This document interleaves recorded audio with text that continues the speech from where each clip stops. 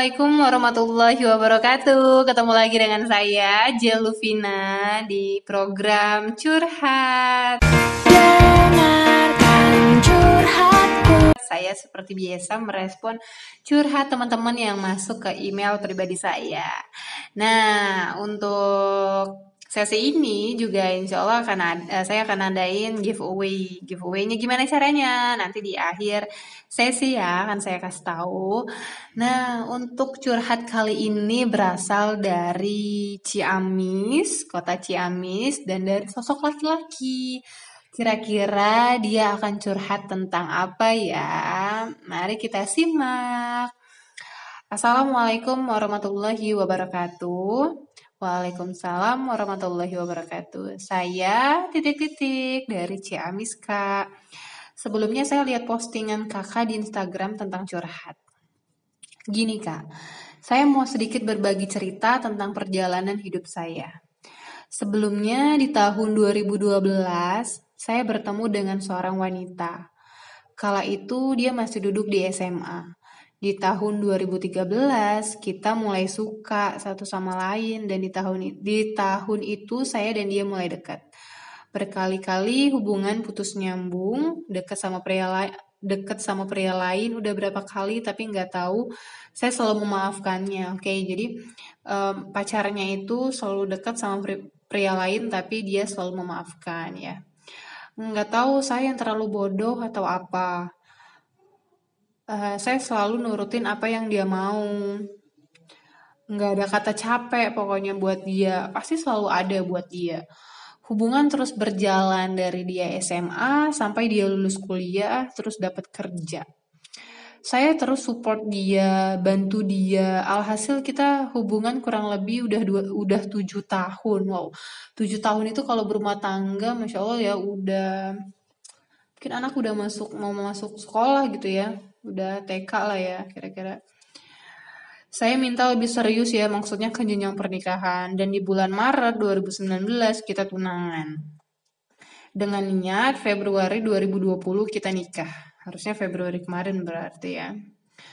Dan saya pun meyakini dia benar-benar bahwa dialah wanita untuk saya. Hubungan setelah tunangan mulai kelihatan gak baik. Dari jarang ketemu, gak mau ketemu, sampai seolah-olah dia udah nggak nganggep saya lagi sebagai tunangannya. Di bulan November dia minta udahan, walaupun semua keluarga besarnya tetap dukung saya gitu. Saya tetap meyakinkannya gitu ya. Desember 2019 dia ada ngontek lagi minta ketemu dan berharap kalau saya dan dia itu ketemu. Terakhir ketemu Januari 2020, pamitan mau kerja di Subang. Ya, 1 minggu masih ada kontek-kontekan nih, tapi kedepannya udah gak ada sama sekali. Aku coba hubungin dia, tapi hasilnya nihil, gak ada respon. Februari 2020 ada orang tuanya nyamperin ke rumah saya. Dengan niat mau balikin cincin tunangan, tapi orang tua saya nggak mau nerima karena saking sayangnya. Apa yang udah diberi nggak boleh dibalikin. Dapat kabar besoknya dia nikah sama orang lain. Emoticon sedih ya, dia sedih banget. Demi apapun, hari itu bener-bener down banget kak. Sampai mikir kok bisa ya. Dan sampai sekarang alhamdulillah gak pernah kontekan lagi. Tapi saya gak munafik. Dia adalah wanita yang benar-benar saya niat banget gitu untuk saya nikahin. Sekarang bukan gak ada wanita yang dekat, tapi gak tahu ya, saya ngerasa kayak males aja gitu. Bukan belum move on juga, tapi takut kejadian itu terulang lagi. Bahkan saya malah menjauhi.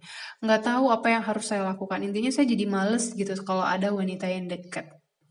Gimana nih menurut teman-teman? Udah pacaran 7 tahun, udah tunangan, kemudian mau nikah malah batal.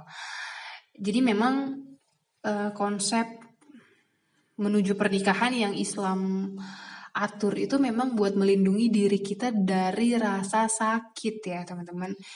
Jadi ya kita kalau bisa sih nggak perlu mencoba-coba hal-hal yang memang nggak diatur dalam Islam, bahkan mencoba hal-hal yang dilarang dalam Islam gitu.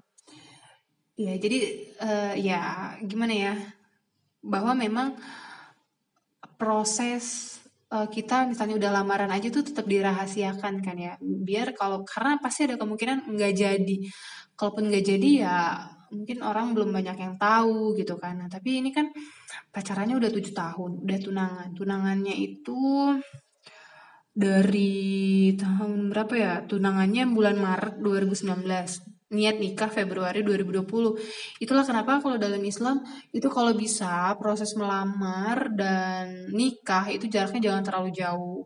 Kalau bisa ya kalau bisa sebulan sebulan. Jadi memang kalau memang udah serius, udah siap, ya langsung nikah gitu. Jadi kalau nggak siap, terus tunangan dalam waktu yang lama, ya banyak banget pasti hal-hal yang mungkin bisa terjadi.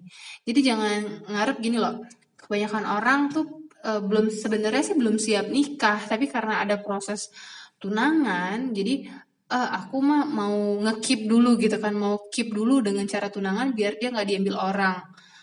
Lalu nanti waktu aku udah siap dalam waktu yang udah ditentukan, apalagi waktunya itu 1 tahun, nanti aku bakalan nikahin dia. Nggak bisa, dalam 1 tahun itu banyak banget hal-hal yang mungkin bisa terjadi. Jadi banyak banget orang-orang baru yang nanti bisa dia temuin, termasuk diri kamu sendiri. Kamu pun nanti juga bisa banget ketemu dengan orang-orang lain yang ternyata bisa jadi kamu jatuh hati juga sama orang baru gitu. Jadi ya kalau kamu nanya saran saya, ya kan udah kejadian kayak gitu ya, ya jangan diulangin lagi biar nggak kejadian lagi seperti itu. Caranya gimana? Ya caranya nggak usah ngeladenin wanita-wanita yang deketin kamu.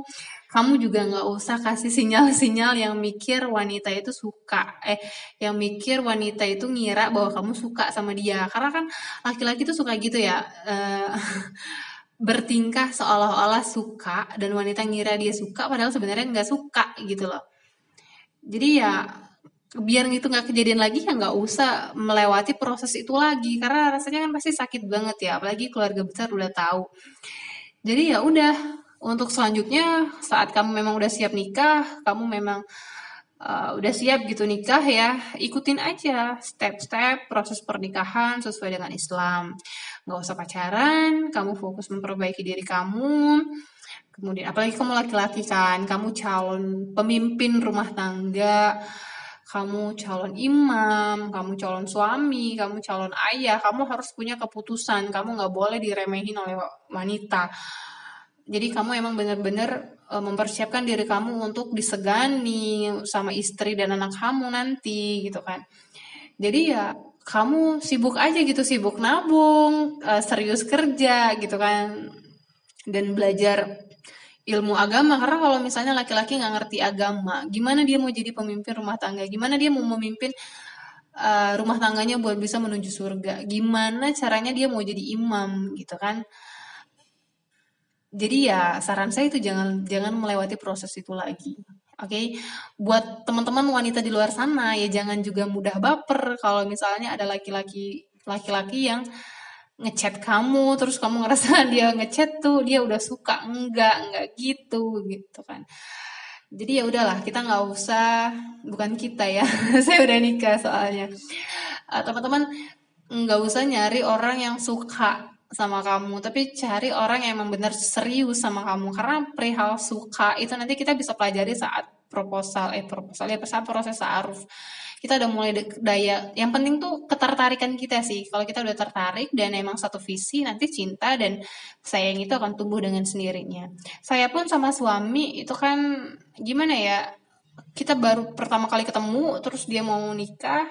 Ya totalnya kita 4 kali ketemu, ya gitulah pokoknya ya. Jadi saya tuh waktu proses akad nikah tuh tegang banget, nggak ada senyum-senyumnya sama sekali karena emang, duh ini beneran gak ya, ini mimpi gak ya, aku bener nggak sih ngambil keputusan ini gitu kan. Eh, lama banget prosesnya. Jadi setelah nikah juga saya masih grogi sama dia, tapi ya lama-lama Allah hadirkan gitu cinta itu, dan Allah hadirkan sakinah, mawaddah, warahmah itu gitu. Jadi perasaan saya jadi lebih bahagia, lebih tenang karena berada di dekatnya gitu kan. Karena memang hubungan yang halal gitu ya. Oke ya teman-teman, jadi jangan mau lagi, jadi jangan enggak lah nih kayaknya dia bener-bener serius ya. Kalau memang dia serius, dia bener-bener nyampein bahwa dia siap nikahnya kapan, jangan mau. Kalau misalnya dia bilang siap nikahnya tahun depan, jangan mau. Jangan mau, jangan mau, karena dalam 1 tahun itu akan banyak sekali yang bisa terjadi.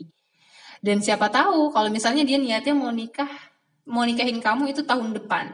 Siapa tahu nanti bulan depan kamu akan ketemu sama orang yang jauh lebih baik dan mau nikahin kamu. Gimana dong? Ya kan, kamu jadinya nyakitin dia dan kamu nerima orang yang lebih baik ini kan gak enak. Jadi kalau memang ngerasa masih ragu, nggak mau nunggu lama, ya udah kamu bilang aja kalau itu terlalu lama aku nggak mau, kemungkinan-kemungkinan buruk akan terjadi, jadi lebih baik kita masing-masing aja ya, kalau memang jodoh ya nanti akan Allah persatukan sendiri. Yang penting jangan jangan ngekip ngekip ngekip gitu ya, jangan ngekip ngekip gitu. Kalau memang mau ya udah nikahin dalam waktu dekat. Oke teman-teman, semoga kita bisa belajar dari pengalaman ini biar kamu nggak ngerasainnya. Jadi cukup sampai di dia aja yang ngerasainnya. Oke, jangan buang waktu berharga kamu dengan perzinahan. Jangan buang waktu kamu untuk menjaga jodoh orang lain gitu kan. Jadi biarkanlah dia menjaga diri dia sendiri untuk jodohnya nanti. Oke teman-teman, buat yang mau ikutan giveaway dalam YouTube kali ini, kamu bisa komen di bawah, siarkan tentang teman-teman jangan pacaran gitu, karena pacaran memang nggak ada manfaatnya dan emang itu dosa gitu. Nanti komentar yang saya pilih akan mendapatkan buku dari saya. Oke teman-teman ya, jangan lupa subscribe, like, share, dan komen. Terima kasih. Yang masih mau kirim curhatan ke email saya boleh, masih saya tunggu. Oke ya, teman-teman bahagia selalu yang udah siap nikah. Semoga segera Allah pertemukan jodohnya. Dadah. Wassalamualaikum warahmatullahi wabarakatuh.